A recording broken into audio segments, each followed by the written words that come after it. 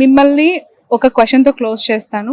జగన్ గారికి ఈ entire survey చేసిన తర్వాత ఒక సలహా ఇవ్వాలి అంటే ఏమి ఇస్తారు? కూటమికి బాబు గారికి ఒక సలహా ఇవ్వాలంటే ఒక సెఫాలజిస్ట్ గా ఆరా మస్తాన్ చూసిన రియాలిటీస్ ఉద్దేశించి ఏం చెప్పగలుగుతారు?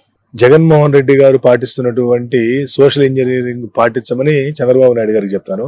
చంద్రబాబు నాయుడు గారు ఏదైతే డెవలప్మెంట్ మోడల్ చూపిస్తున్నారో దాన్ని ఫాలో కమ్మని జగన్మోహన్ రెడ్డి గారికి చెప్తాను. ఇక్కడ క్రాస్ అడ్వైజ్ ఇస్తున్నారు మీరు ఇద్దరు. It's fact. ఓకే, వాళ్ళు ఇది చేస్తే ఈయన ఇది చేస్తే ఖచ్చితంగా సక్సెస్ అవుతారు.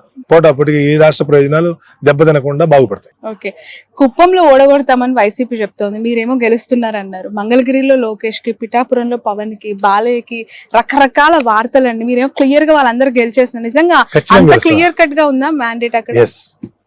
క్లియర్ గా గెలుస్తున్నారు. బాబు గారి గురించి అక్కడ పర్సంటేజ్ ఏం లేదు. బాబు గారు కంఫర్టబుల్ 40,000 ప్లస్ మెజార్టీతో వారు గెలవబోతున్నారు. అక్కడ పవన్ కళ్యాణ్ గారు వారు కూడా 40,000 పైబడిన మెజార్టీ, లోకేష్ గారు 20,000 పైబడిన మెజార్టీతో గెలవబోతున్నారు. బాలయ్య గారు 20,000 ఉంటుంది, 18-20,000 ఉంటుంది. అంటే బాలయ్య గారి విషయంలో ఎస్పెషల్లీ బీసీ కమ్యూనిటీకి టికెట్ ఇవ్వటము, ఫీమేల్ ఫ్యాక్టర్ ఇవన్నీ ఉన్నాయి కదా. అంటే ఎంత ఉన్నా కూడా అక్కడ మొదటి నుండి తెలుగుదేశం పార్టీకి స్ట్రాంగ్ హోల్డ్ ఉంది. అక్కడ ఉన్నటువంటి అందరూ కూడా ఎన్టీ రామారావు గారిని విపరీతంగా అభిమానిస్తారు, ఆరాధిస్తారు.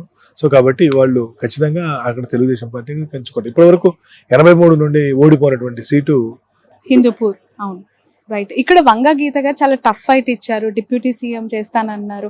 అవి ఏమీ కన్సిడరబుల్ కాలేదా గ్రౌండ్ లో? ఇప్పుడు కమ్యూనిటీ సుమారు 1,00,000 ఓట్లు ఉన్నటువంటి కాపు కమ్యూనిటీ ఈసారి పవన్ కళ్యాణ్ గారు ఓడిపోతే కమ్యూనిటీ పరువు పోతుంది అనేటువంటి ఒక ధోరణిలోకి వెళ్ళిపోయారు. కాబట్టి ఈ రోజు చాలా తేలికగా ఆయన గెలవబోతున్నారు. Okay, right. Thank you so much Aara Mastan గారు, మీ వాల్యుబుల్ టైం ని మాకు అందించినందుకు. ఫైనల్లీ ఈ సర్వే గురించి ఏదైనా మెసేజ్ ఇవ్వాలనుకుంటున్నారా మీ సంస్థ తరపున?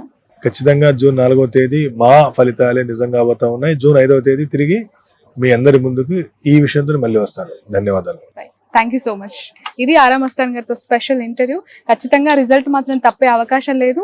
తప్పితే ఇంకా ఫ్యూచర్ ఉండదు సెఫాలజిస్ట్ గా అని చెప్పి తను అభిప్రాయపడుతున్నారు. ఎందుకంటే ఆరా మస్తాన్ చాలా అక్యురేట్ గా లాస్ట్ టైం లో కూడా అనేక రిపోర్ట్స్ జెన్యూన్ గా ఉన్నాయి, ఎగ్జాక్ట్లీ జరిగాయి. కాబట్టి ఇప్పుడు కూడా జరుగుతుంది, జరగబోతుంది అని నమ్మాలి అంటున్నారు. That's all for now.